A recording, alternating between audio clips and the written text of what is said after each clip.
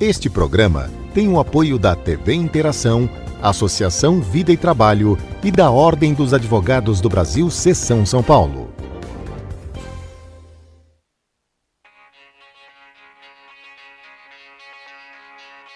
A limpeza urbana representa, em média, a terceira maior despesa dos municípios brasileiros, ficando atrás apenas da saúde e da educação.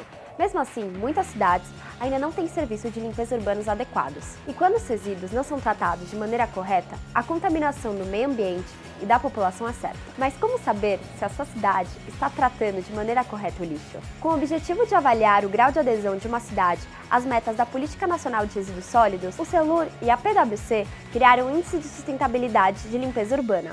Esse índice é a ferramenta que acompanha a evolução dos resultados, do planejamento financeiro e das metas das gestões municipais.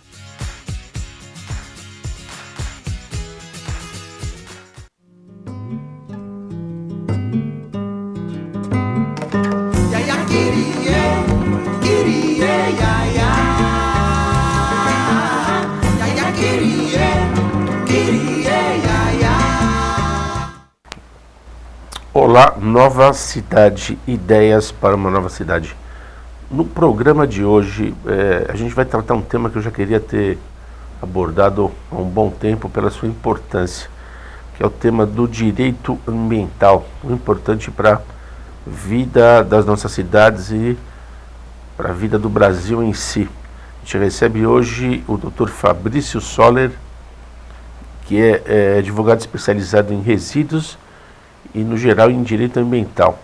Fabrício, obrigado pela presença. Eu que agradeço. Gostaria de iniciar com uma pergunta. Qual a importância do direito ambiental no Brasil? Bom, Renato, primeiro, obrigado. É uma satisfação voltar a esta casa e abordar um tema de tamanha relevância como o direito ambiental, né? E aí a relevância olhando para as nossas particularidades, olhando para o Brasil. O direito ambiental ele está no dia a dia do cidadão. A partir do momento que a gente está discutindo a questão de água, recursos hídricos, carência de água ou muita chuva, drenagem, a questão de poluição do ar, como é que está a questão das emissões atmosféricas, se discute os efeitos das mudanças climáticas, geração de lixo, geração de resíduo, para onde vai, questão da mobilidade, transporte. Então, o direito ambiental está no dia a dia do cidadão, talvez não de forma tão expressa ou tão clara que ele venha a perceber, e acho que, na minha opinião, particularmente, ela foi alçada, a disciplina de direito ambiental a esse destaque, a partir especialmente da Constituição Federal de 88, quando foi dedicado um capítulo específico à proteção do meio ambiente e que assegurou que o equilíbrio ecológico é um direito do brasileiro, é um direito do cidadão. E esse equilíbrio é um tanto desafiador, porque você tem que trabalhar com proteção ambiental versus desenvolvimento econômico, que é a verdadeira sustentabilidade, é esse equilíbrio. E a Constituição dessa forma prevê. Então acho que hoje o direito ambiental ele está no dia a dia do cidadão e de várias maneiras ele se manifesta, ou se exterioriza, ou ele é identificado. Ok. Fabrício, a gente está nas vésperas do pleito de 2018, que vai escolher tanto os deputados quanto o presidente da República. Você vê a possibilidade de algum candidato desenvolver a sua campanha sem tocar no tema do direito ambiental?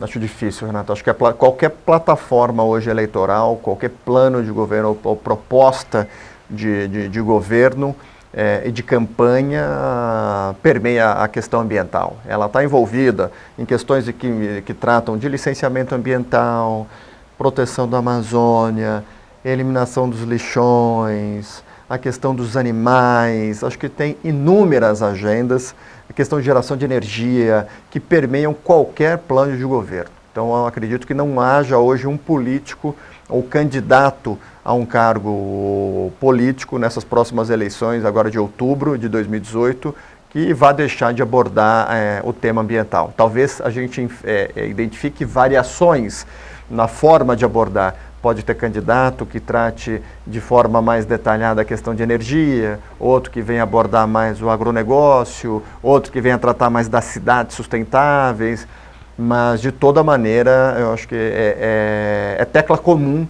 em todo e qualquer plano de proposta de governo.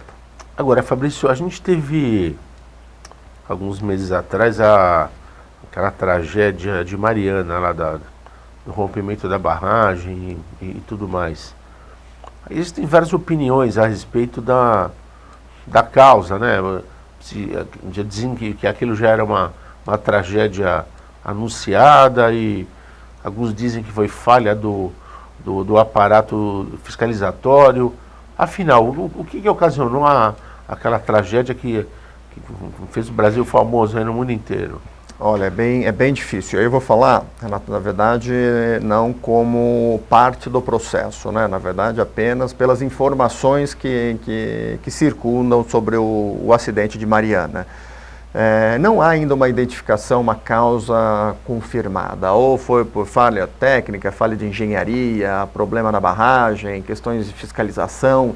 Não há uma identificação muito clara com relação a isso. O que existe hoje, que eu acho que é importante dentro desse tema do acidente de Mariana, até pela repercussão, como você muito bem colocou, uma repercussão internacional, é que está em vias de ser assinado, há uma expectativa de ter um termo de compromisso para ajustar a recuperação ou para conduzir toda a recuperação ambiental da área impactada pelo acidente de Mariana. Desde o acidente, que foi em novembro de 2015, se eu não estou equivocado, as empresas estão envolvidas nos planos de remediação, gestão, condução, administração, tudo que tem sido feito para mitigar o impacto, né, para diminuir o impacto causado. E estão em vias de assinar aí um termo de compromisso para compreender todas as ações reparatórias do impacto socioeconômico, impacto ambiental, impacto na fauna, nos peixes. Então, isso mostra um posicionamento quanto à responsabilidade das empresas também, cientes do impacto, do dano causado em razão do acidente. É um posicionamento, é uma resposta para a sociedade em termos de medidas compensatórias. Então, assim, é difícil a gente avaliar a causa, o detalhe, sem estar envolvido no caso, mas o que é fato é que a repercussão das ações que têm sido adotadas pelo setor empresarial, que está envolvido naquele acidente, no sentido de reparar o dano e mitigar ali o impacto ambiental. Agora, Fabrício, a prática do direito ambiental no Brasil, que cada vez está mais em evidência, ela guarda alguma característica especial da prática do direito ambiental americano ou dos países da Europa? Tem alguma característica que... O Brasil, a gente se inspira muito em iniciativas não só europeias, como também americanas. Então, a gente tem inspirações em termos, por exemplo, proteção da qualidade do ar. A Alemanha é um país muito avançado neste tema, então a gente tem muitas inspirações. Na questão de, por exemplo, gestão de resíduos, Europa e Estados Unidos são bons exemplos. Estados Unidos, especialmente pela dimensão territorial, que se assemelha aos desafios que nós temos no Brasil. Então, assim, nós temos boas inspirações e temos criações próprias, né, tupiniquins, genuínas brasileiras, em razão hoje da qualidade de profissionais que temos no Brasil, não só da área jurídica, do direito ambiental, mas na área técnica, excelentes engenheiros, biólogos, ecólogos, gestores ambientais. Então, nós temos aí personalidades e profissionais altamente especializados, e temos boas criações regulatórias em âmbito local, em âmbito no Brasil. Então, acho que assim, a gente se orgulha bastante e o cuidado todo dessas inspirações. Às vezes as inspirações são muito boas, mas elas se aplicam lá, para aquela sociedade, né? Para aquela população, para aquele espaço, para aquele território, que às vezes é bem diferente da realidade brasileira. Mas ainda assim, volto a frisar, Renato, nós temos inúmeros profissionais de altíssima qualidade no Brasil e que acabam prestando serviço para o Brasil inteiro, não só para o Brasil, mas também exportando esse know-how, essa tecnologia, esse conhecimento acumulado em questões ambientais para outros países. Você tem vários hoje consultores de organismos multilaterais, como o Banco Mundial, entre outras entidades, PNUD, PNUMA, ONU, que são brasileiros e que têm profundo conhecimento nessa matéria. Agora, Fabrício, você citou aí organismos internacionais que se preocupam com a causa brasileira. Eles têm sempre razão nas intromissões que eles fazem aqui? É que, na verdade, são organismos multilaterais que, na verdade, estão constituídos para esse fim, né? Eles, na verdade, eles contribuem com conhecimento também acumulado. Você pega um organismo, uma entidade como um Banco Mundial, que você tem especialistas de todas as nacionalidades e com experiências plurais de vários países, várias regiões, isso enriquece. Você tem mais chance de acertar com o apoio desses organismos do que errar, porque ele vem já com a experiência da América Latina, da Europa, da América do Norte, da África, da Ásia, e aporta todo esse conhecimento, por exemplo, em projetos como a gente tem no Brasil hoje, projetos de PPP, por exemplo, parceria público-privada, que é uma parceria entre poder público e iniciativa privada para implementar projetos. É muito comum em áreas como já teve no metrô, rodovias, saneamento, várias ações. Então, às vezes, uma modelagem jurídica, como que seria as cláusulas contratuais, como seria o desenho do contrato, quais são os problemas, quais são as facilidades, ou quais são os itens assim, indispensáveis. Esse conhecimento internacional que vem desses organismos ajuda bastante. Eu acho que não é num sentido de intromissão, é num sentido mais de colaboração, de aportar esse know-how, esse conhecimento em favor daquele Estado, em favor do Brasil, em favor de uma nação, em favor de um Estado ou inclusive de um município. Fabrício, você, há 2 perguntas atrás, você citou a questão da Constituição de 88 e os ganhos que ela trouxe em relação à normatização da questão ambiental. Ela realmente foi um marco no ordenamento aí do... Sem dúvida. Eu acho que nós temos alguns marcos. A Constituição, sem dúvida alguma, é de extrema importância, é um referencial. Você vê hoje toda e qualquer abordagem que se trata do direito ambiental, a premissa, o contexto inicial passa pela Constituição, passa pelo artigo 225, que trata da proteção do meio ambiente, mas sem dúvida alguma nós temos, por exemplo, a Política Nacional de Meio Ambiente, que é de 1981, ou seja, anterior à Constituição Federal. Nós temos a Lei de Crimes Ambientais, que é da década de 90, que também é um marco importante. Nós temos um decreto que trata de infrações ambientais, com multas que podem ir até 50 milhões de reais, que é o do ano de 2008.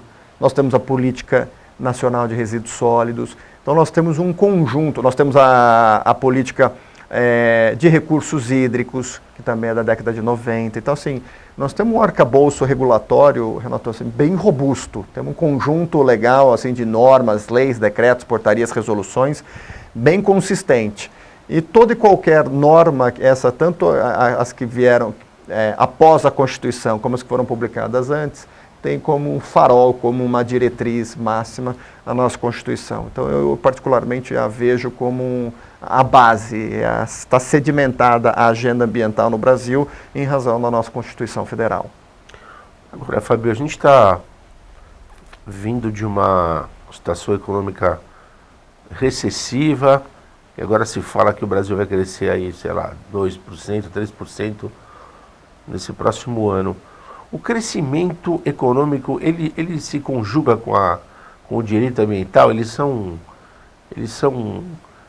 parceiros aí, ou sempre o direito ambiental sempre corre atrás da falta de cuidado com os projetos aí de desenvolvimento? Bom ponto, Renato. Eu particularmente acho que são convergentes. Eu acho que a proteção do meio ambiente e o desenvolvimento econômico é uma via de mão única, não de mão dupla. Então, eles estão juntos, se conciliam. É lógico que quando se trata da questão ambiental, às vezes, numa análise muito técnica, pode estar lastreada por uma subjetividade, por uma análise técnica diferente, de um viés que perpassa a questão econômica, o desenvolvimento econômico, mas eu entendo que sempre há espaço para essa composição, para essa conciliação. E aí, tanto que essa conciliação é que é assegurado hoje, por exemplo, na Carta de Princípios da ONU, que é a Rio 92, que é o desenvolvimento sustentável. O desenvolvimento sustentável é isso, é o econômico, o social e o ambiental. Então, essa tríade de uma forma uniforme, de uma maneira conciliadora.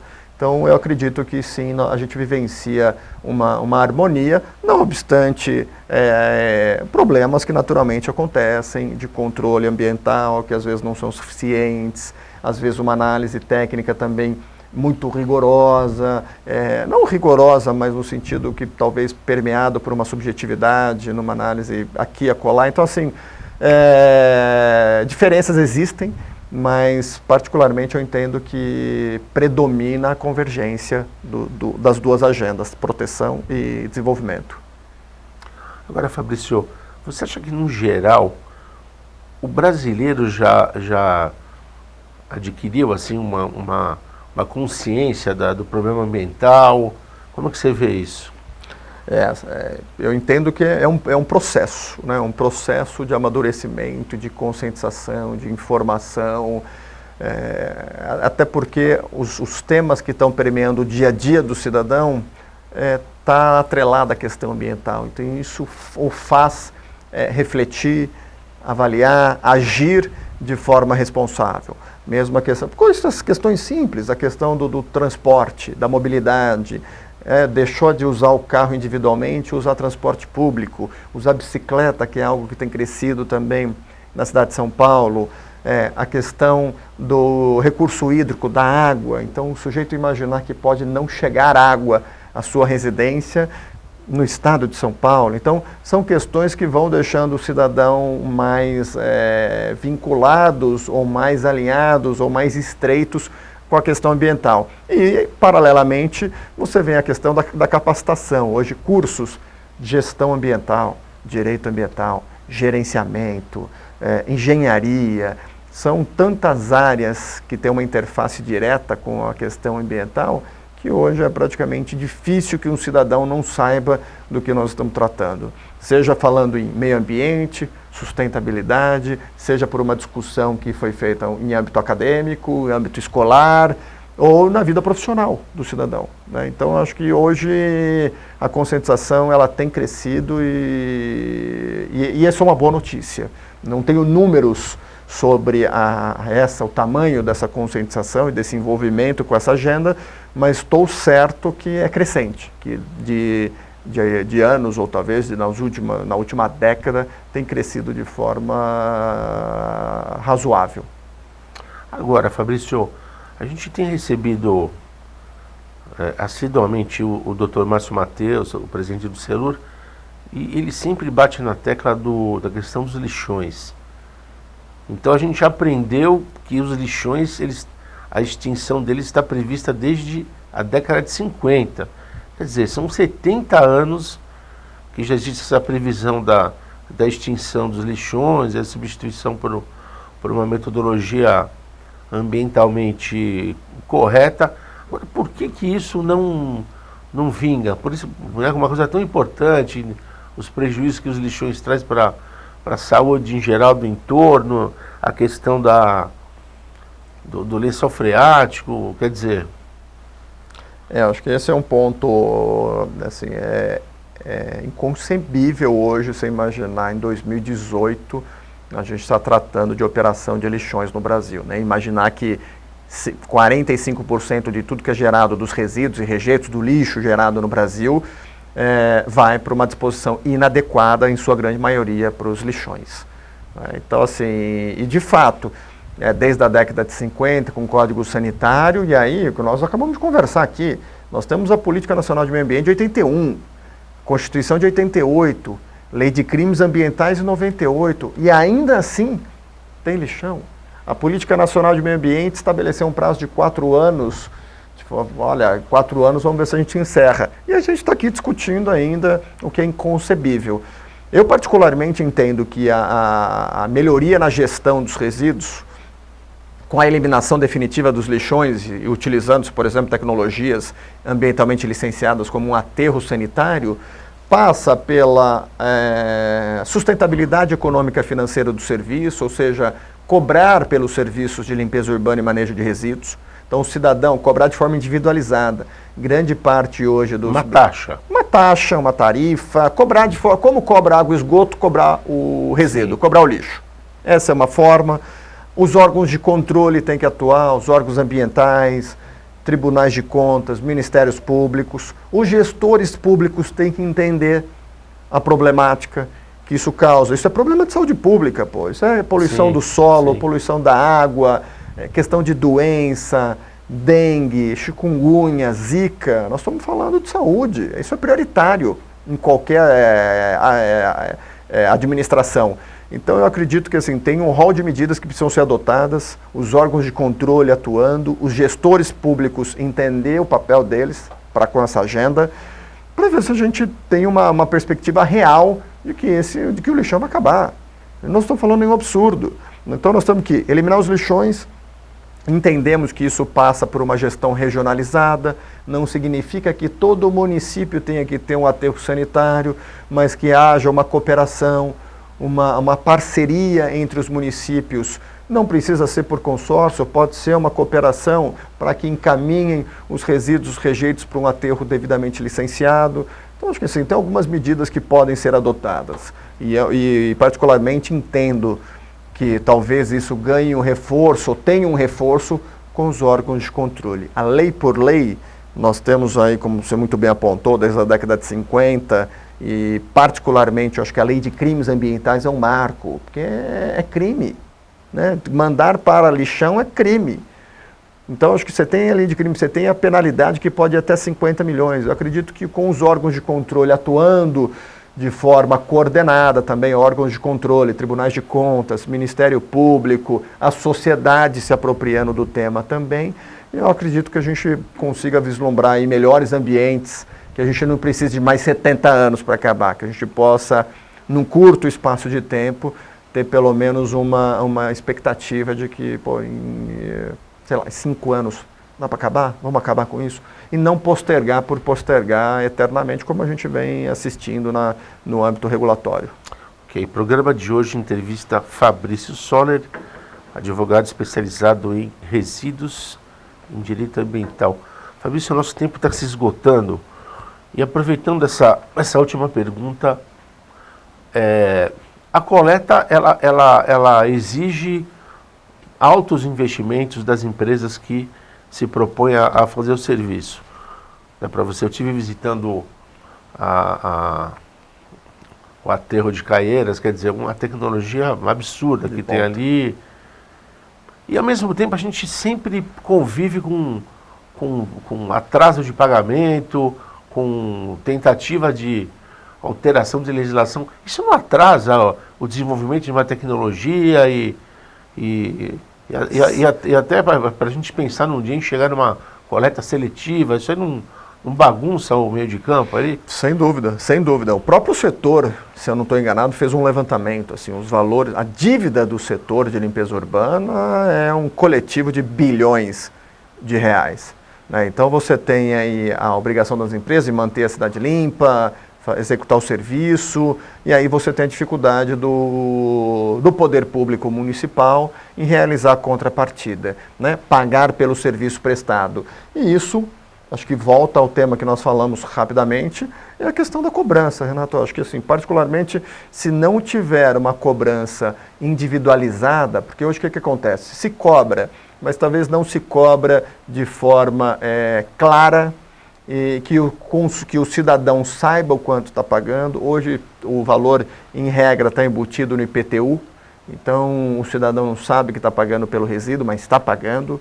Às vezes o valor, na maioria das vezes, não faz frente ao tamanho da despesa mensal, porque o problema da gestão de resíduos não é o custo do investimento, é o custo da operação, né? O dia a dia é custoso. Então, como você muito bem colocou, são os funcionários da coleta, são os caminhões, equipamentos, estruturas para atender o cidadão, sistema de tratamento, separação, reciclagem, aterros sanitários. Funcionamento então, assim, 24 horas. Né? Não para. Esse aqui é a cidade, o cidadão quer a cidade limpa. Né? Só que isso tem um custo. E eu acho que esse é um tema importante. Acredito que num processo de comunicação, informação, a sociedade precisa se apropriar, precisa entender que o saneamento é água, é esgoto, é resíduo, né? Tá junto. que tem uma modelagem que hoje de cobrança da água e do esgoto diferente do resíduo, e que o resíduo tem que estar alçado, porque é importante, e o cidadão precisa ter esse entendimento de forma mais clara. E, naturalmente, a gente vai passar por um desafio de compreensão. Ninguém quer discutir taxa, tarifa, mas se faz necessário para ter um serviço, né, de qualidade, como hoje em grande parte é entregue, especialmente para aqueles municípios que têm aterro sanitário. Não dá para fugir desse debate, não dá para fugir desse tema.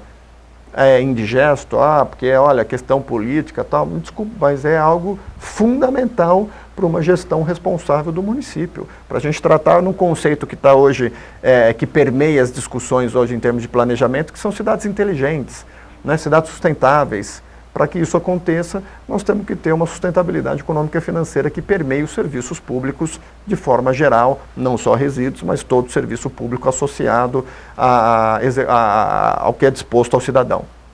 Ok. Fabrício, obrigado pela presença. Eu que agradeço, já está convidado a voltar, que o tema é infindável.